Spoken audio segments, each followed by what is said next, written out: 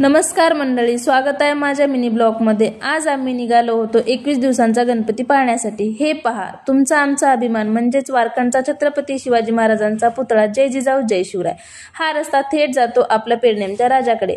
सगळीकडे भक्तांची गर्दी व जयघोषांचा गजर आणि वातावरणात एकच आवाज, गणपती बाप्पा मोरया। फायनली आपण पोहोचलेलो आहोत पेडणेम राजाच्या दरबारात। गोव्याच्या पेडणे तालुक्यातील कासुले तलावामध्ये दरवर्षी पेडणे राजाची भव्य स्थापना केली जाते। या अनोख्या परंपरेत गणेश मूर्ती पाण्यावर विराजमान होते। संपूर्ण तलाव दिव्यांनी उजळून निघतो। ढोल ताशांचा गजर, भक्तांची गर्दी आणि निसर्गरम्य वातावरणामुळे हा सोहळा अद्वितीय ठरतो।